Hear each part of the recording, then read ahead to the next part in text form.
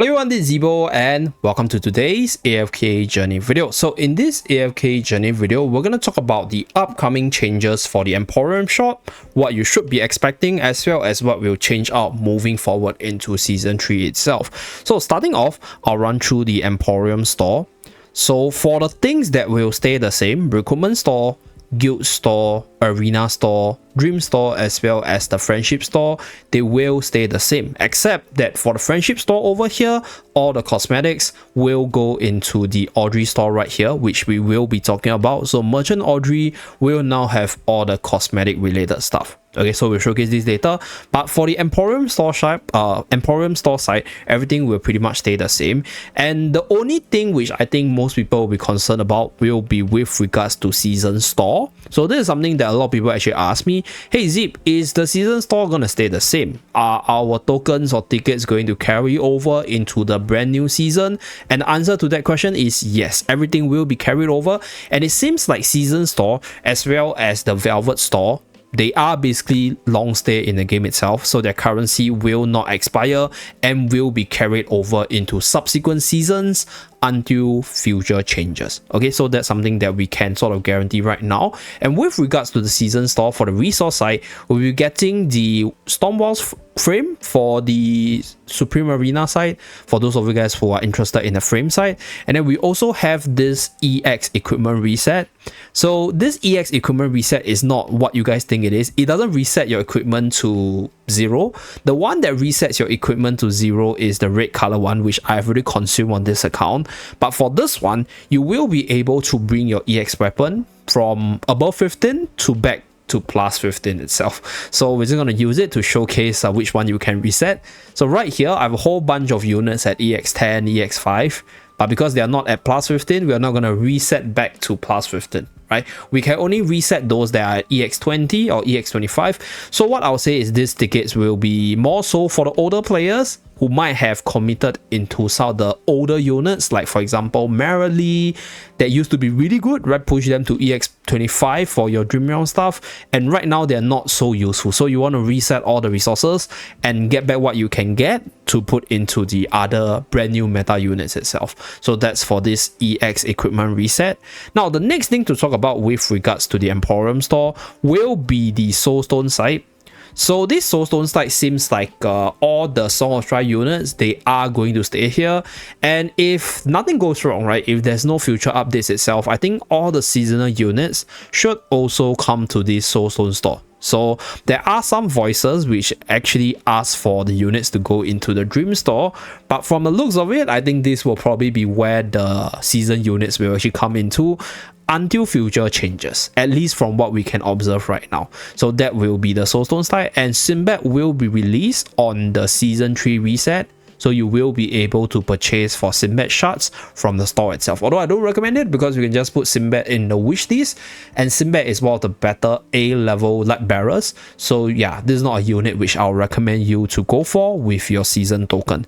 So out of all these units right here, we will be getting Nara after Sinbad, getting Luca, we'll be getting Hodgkin, then Sonya, followed by Hugin and Bonnie.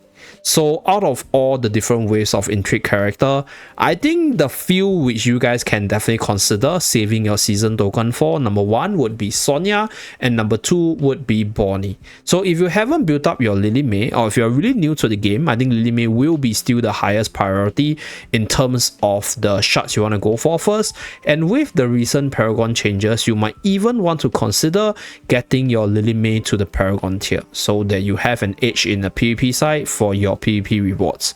If not, if you want to max out everything to Supreme Plus only, then go for the units which I'll say is generally good and good for the end game for the Dream Realm side or for the bossing side.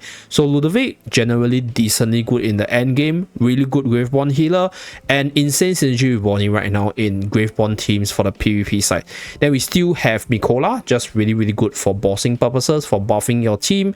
But Mikola is a unit that can work even without high tiers as long as she can survive, unless you plan to use her for the PvP side, which for this season so far from what I can observe, Mauler is not as dominant as they used to be. So Mikola might not be the good or the very strong mono character that she used to be in the Waves of Intrigue side. So that's just some initial observation. So that's for the shards itself. So just choose the units based on what you need. But in terms of power level wise, I think Lily May is still something that you can go for. Ludovic can be something that you go for to prepare for your Endless Dream Realm. If not, save up for Sonia as well as Bonnie. So I'll cover more on this Soul Stone store update once the season drop, because I want to make sure that I have enough testing on my own account to give a comprehensive analysis of the units in the different game modes. So that is for the Soul Stone side. Now, one thing that you guys might have realized is that the Velvet store is gone, right? So like I mentioned earlier, Velvet store actually went into Merchant Audrey right here.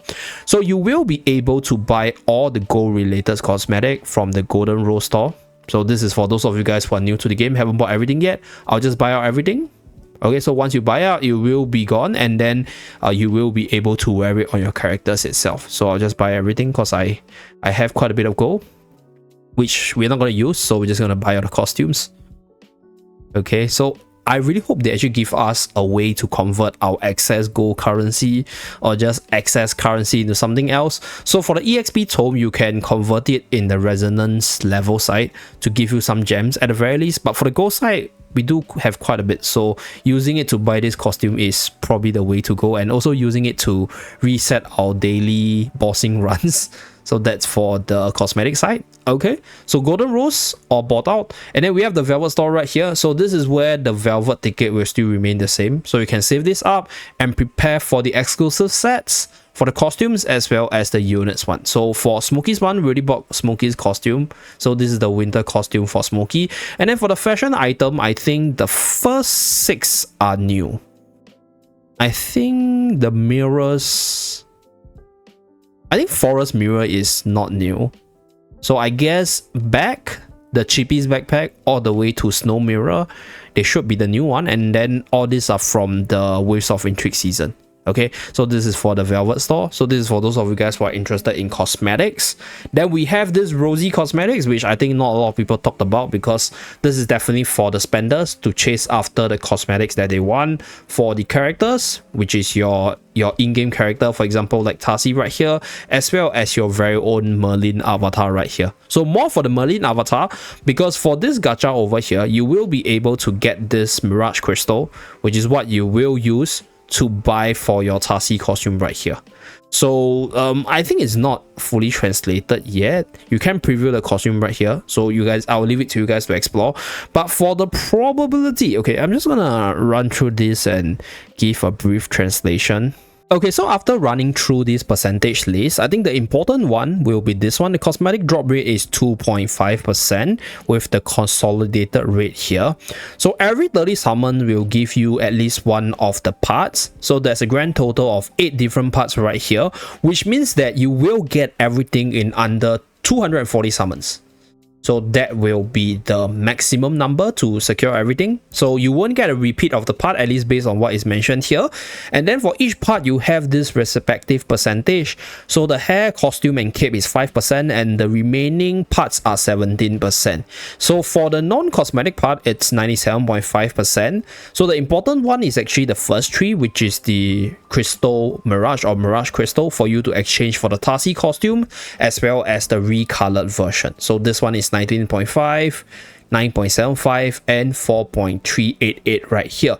And there's some for Temporal Essence. I think Temporal Essence is this one, 0.975, 2.925, with all the consolidated rates on the right side. So these are the important ones from the rewards preview and probability. Now for this Rosie Jewel, this can be purchased from your Noble Path, as well as exchange with dragon crystals right here. So definitely for the spenders. And then there's also this cumulative rewards to give you even more jewels to get everything, including the reviving flames frame over here.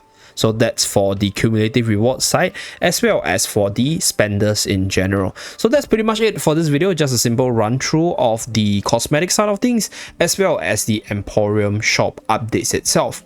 Thank you very much for tuning in. Do remember to like and subscribe to see more. See you guys again in my next video. Bye guys.